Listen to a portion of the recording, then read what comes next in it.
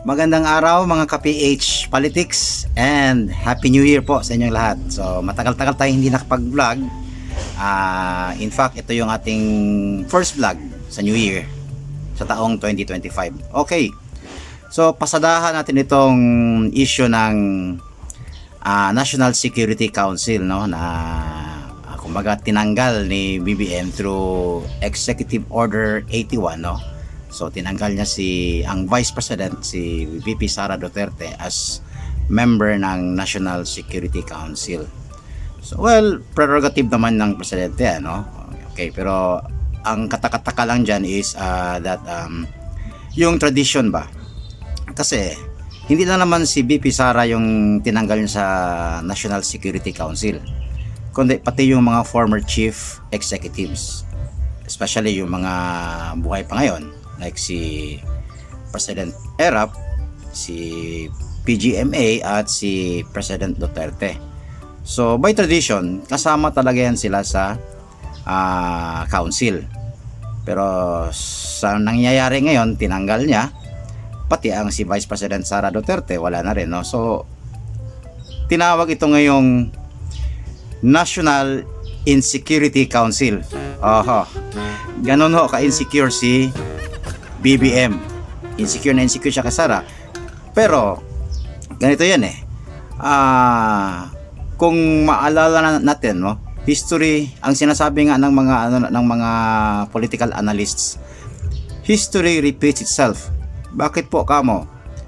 Noong panahon ni Marcos Sr., noong vice president niya si Fernando Lopez, that time, no, so kayo na lang po mag-research, ay tinanggal din niya sa National Security Council si Vice President Fernando Lopez. And afterwards no, nag-declare po siya ng martial law. So ito po ay isang paraan ng, of course, alam na natin, nasa dugo naman ng mga Marcos yan eh. They want to stay in power. Kasalanan natin, kasalanan ng 31 million na bumoto dyan kay BBM. But anyway, tapos na yon, tapos na election, andyan na siya, nakaupo na.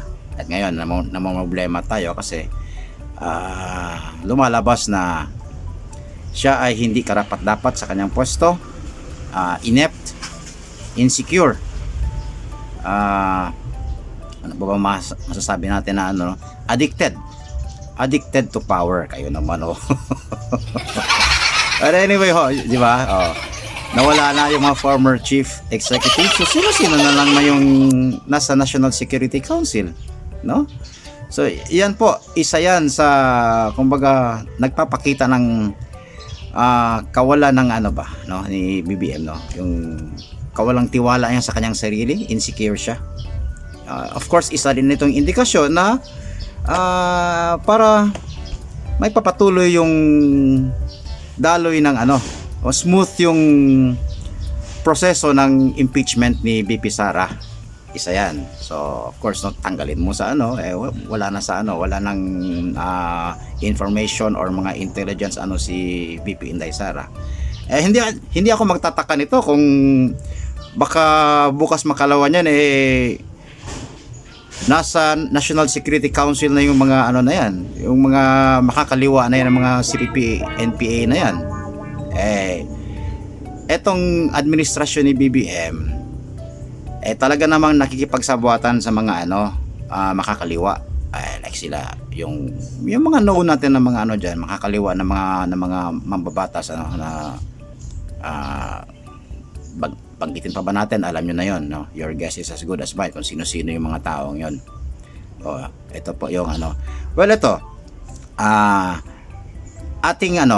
ating tingnan itong komento ng isang retired Philippine Marines General na si Orlando De Leon. Sir, basahin natin yung kanyang komento regarding sa itong National Insecurity Council. Okay.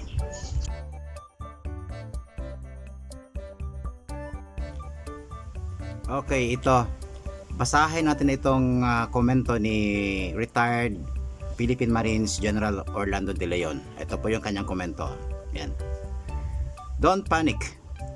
This guy doesn't even know how to preside over a disaster response meeting. how much more the NSC? Anong gagawin natin? No? Of course, he was referring to BBM. This reorganization is meant to hide his mediocrity and inferior decision making from the scrutinizing eyes of the sitting vice president and former presidents. The council is now peopled by like-minded factotums where the security of this country is the least of their concern, but more on protecting their dubious interests.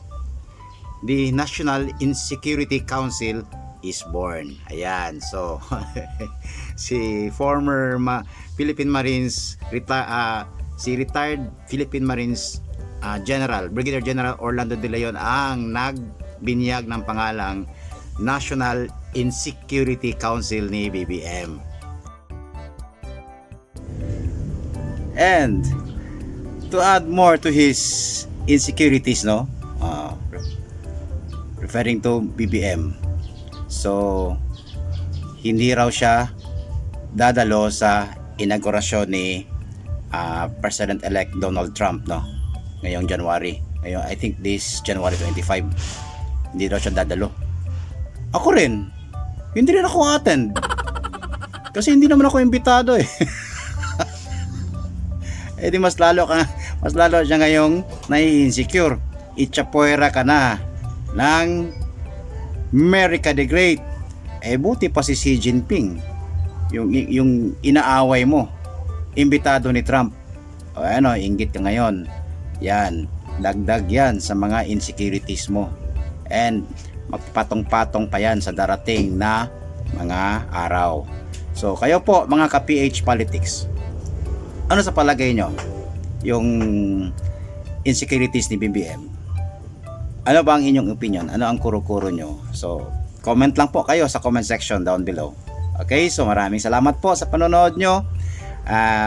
Like and subscribe po sa ating channel PH Politics. Okay, bye bye till next vlog.